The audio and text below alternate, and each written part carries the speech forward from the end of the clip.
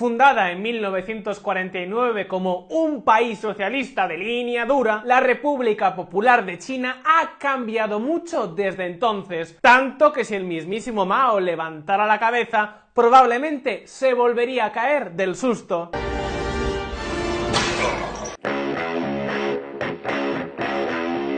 Amigos, si en los años 70 China no era más que un país de agricultores muy pero que muy pobres, hoy es toda una superpotencia. Ningún país en la historia ha crecido tan rápido ni ha sacado a tantas personas de la pobreza como ha hecho China en los últimos 40 años. Durante este tiempo, este país ha crecido a un ritmo promedio de casi el 10% anual. Y lo más importante de todo, casi 800 millones de personas, más que toda la población de América Latina, España y Portugal, han escapado de la pobreza.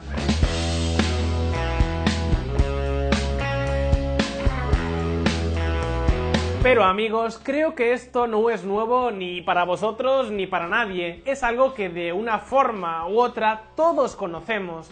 Ahora bien, ¿cómo logró China semejante cambio? ¿Pensáis que toda esta transformación ha sido el resultado de un plan minuciosamente trazado? ¿De una estrategia cuidadosamente diseñada y planificada por los líderes chinos? Pues amigos, creo que en toda esta historia hay algo que os va a sorprender. ¡Atentos! Por cierto, queremos agradeceros el gran apoyo que nos estáis brindando en Patreon. En apenas unos días habéis sido más de 500 los que os habéis sumado a esta iniciativa. Estamos preparando muchas sorpresas y con vuestra ayuda será mucho más fácil.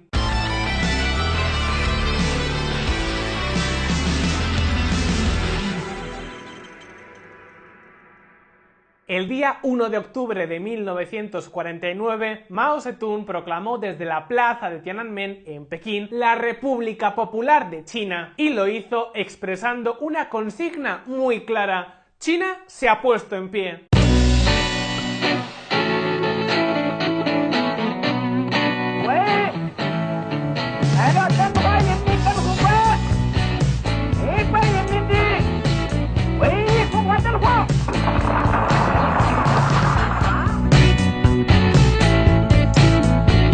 Sin embargo, durante las siguientes 3 décadas la realidad fue muy diferente. Mao fue algo así como un obseso de la ideología, un personaje dispuesto a implantar el modelo de sociedad que él tenía en su cabeza a cualquier precio. Y entre otras cosas, amigos, pensaba que Pekín podía decidir sobre todo y determinar el futuro de todo. ¿Cuánto producir? ¿Qué producir? ¿Cómo repartir a los trabajadores? ¿Cuántas fábricas hacían falta? ¿Cómo se repartirían los bienes, la producción, etcétera, etcétera? Y no solo eso, la otra cosa que Mao tenía muy pero que muy clara era que cualquier disidencia era un peligro que había que eliminar. Y claro, como os podéis imaginar, las ideas en manos de alguien con tanto poder y tanta obstinación tienen consecuencias. Algunos estudios atentos calculan que durante los casi 30 años que Mao fue el gran líder supremo de China, entre 50 y 70 millones de personas perdieron la vida como consecuencia de las hambrunas, las persecuciones políticas y la más absoluta miseria. Entre 50 y 70 millones de personas. ¡Qué salvajada! Si queréis, en un próximo vídeo podemos hablar de todas las grandes ideas de Mao. Bueno, el caso es que tras 30 años en el poder, tras colectivizar toda la tierra y todas las propiedades de China y de perseguir brutalmente con la revolución cultural a millones y millones de intelectuales, académicos, profesores y a cualquier persona que no fuera cómoda para el régimen, China era un país sumido en la más absoluta miseria. Los primeros años de la revolución cultural no solo fueron un caos salvaje. Frank Dikötter, historiador de la Universidad de Hong Kong. En aquel momento, más del 80% de los chinos vivían en unas condiciones miserables. Las hambrunas no eran extrañas, el terror político, las purgas, estaba a la orden del día y el nivel de vida, amigos, era comparable al de alguno de los países más pobres del África subsahariana. Y todo ello mientras Japón y los dragones asiáticos, Hong Kong, Taiwán, Corea del Sur y Singapur ya estaban despegando. ¡Menudo éxito!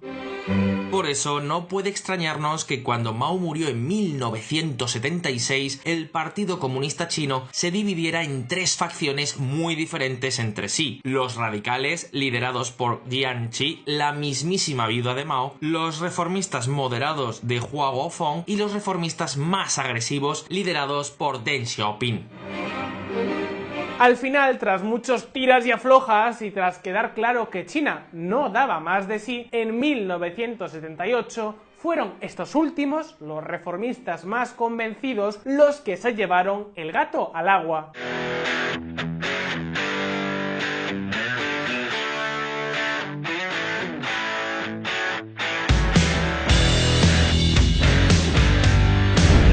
El gato negro y el gato blanco.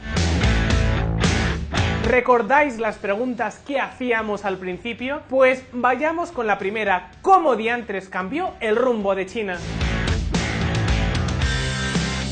En diciembre de 1978, en el 11º Congreso del Partido Comunista Chino, el reformista Deng Xiaoping se hizo con el liderazgo del país. Deng Xiaoping defendía que había que dejar a un lado toda esa utopía ideológica que tanto daño había hecho a China y que había que apostar decididamente por la modernización. De hecho, su frase más célebre, seguro que la conoces, es esa que dice: no importa que el gato sea blanco o negro, mientras pueda cazar ratones, es un buen gato. Deng Xiaoping. Y amigos, eso es precisamente lo que hizo durante los siguientes 10 años, porque si algo tenemos que decir es que las reformas rápidas, lo que se dice rápidas, no fueron. Pero puede que os estéis preguntando, vale, pero Alberto, ¿cuáles fueron exactamente sus prioridades? Pues desde el punto de vista económico podemos clasificar las reformas en tres grandes bloques: la agricultura, la industria y el comercio. El punto de partida fue el campo. Ya hemos dicho que por aquel entonces China era fundamentalmente un país de campesinos.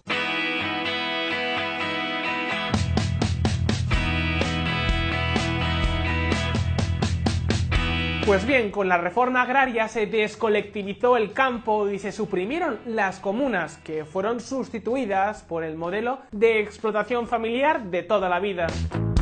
Además, se implantó el sistema de responsabilidad familiar, por el cual muchas decisiones como qué tipo de cultivos plantar, qué inversiones hacer, qué herramientas, qué aparejos comprar, pasaron del gobierno, de los burócratas, a las propias familias. Y no solo eso, una parte de la cosecha el campesino se la vendía al Estado, pero el resto podía ser vendida en los mercados libres a precios completamente libres.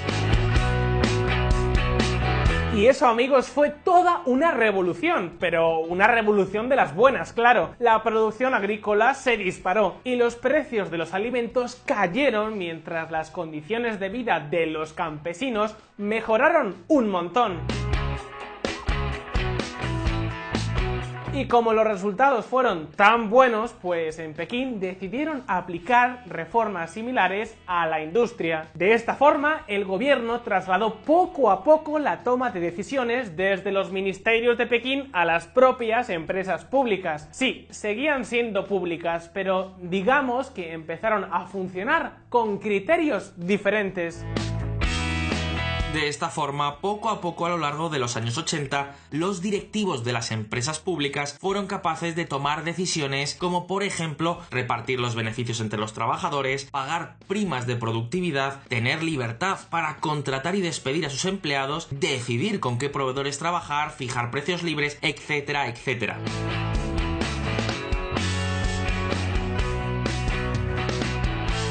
Tiene sentido, ¿no os parece? ¿Quién mejor que los propios responsables de las empresas para saber qué necesitan estas para funcionar mejor?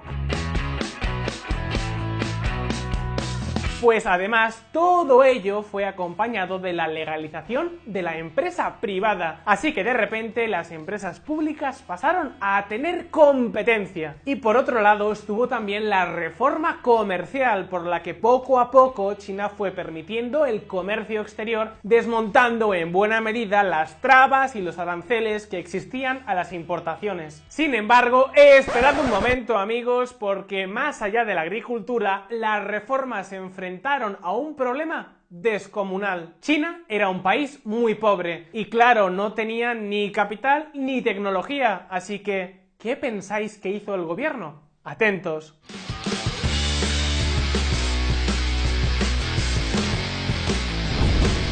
Zonas económicas especiales.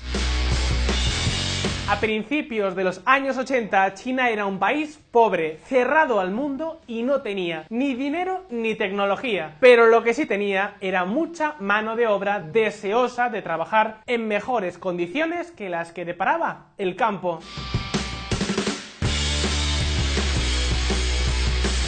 Así que dadas las circunstancias, el gobierno de Deng Xiaoping decidió hacer un experimento. Como no querían todavía renunciar completamente al modelo económico heredado de Mao, pero tenían que hacer algo, se les ocurrió crear zonas económicas especiales, lugares donde el sistema comunista dejaba de funcionar.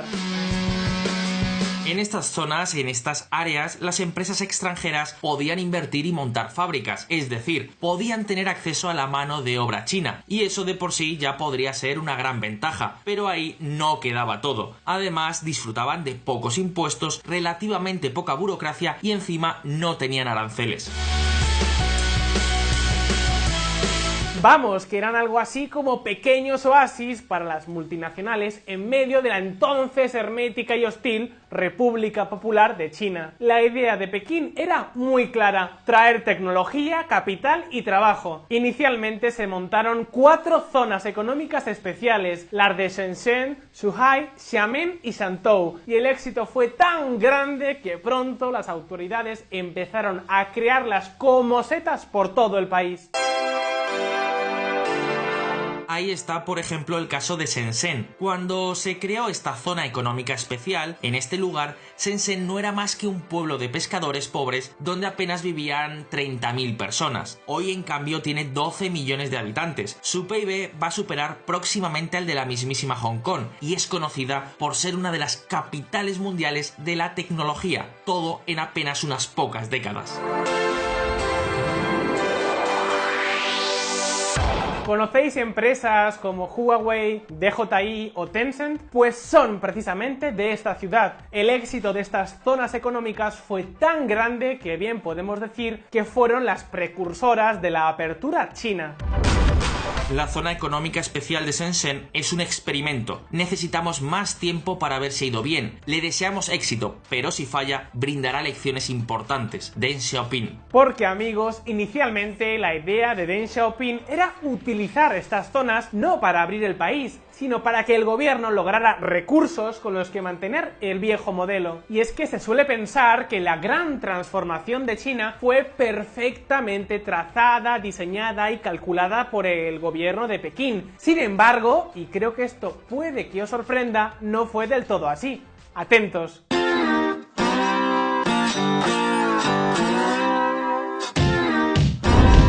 La revolución marginalista. Pensamos que las reformas chinas fueron planificadas por el gobierno de Pekín, pero un momento, ¿realmente fue así? Pues veréis, tras la muerte de Mao, China era un país que estaba destrozado. La última cruzada del llamado Gran Timonel, la revolución cultural, había dejado al país exhausto.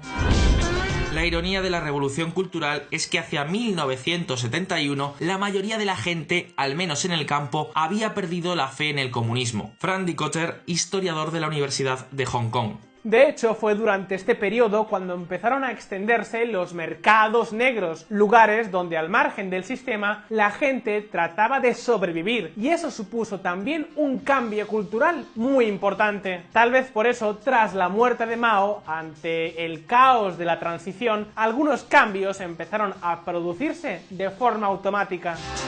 Por ejemplo, mientras el gobierno seguía impulsando la agricultura colectivizada, en algunas regiones se rebelaron y decidieron poner en marcha por su cuenta el sistema de explotación familiar, incluso aunque eso suponía violar las leyes y regresar de facto a un sistema de explotación privada. Y como de repente la iniciativa sumó a más y más adeptos, el gobierno de Pekín al final decidió establecer estos cambios como política estatal, pero realmente fue un seguidor de los cambios que se habían producido ya en la sociedad. Algo parecido ocurrió también con los negocios privados en las ciudades. Tras la muerte de Mao Zedong, muchos jóvenes que habían sido enviados al campo regresaron a las ciudades y como no había trabajo, se lo buscaron por su cuenta y el gobierno simplemente lo tuvo que aceptar, y así es como de repente las tiendas privadas empezaron a surgir como setas en las ciudades de China, terminando de esta forma de una vez y para siempre con el monopolio comercial del Estado.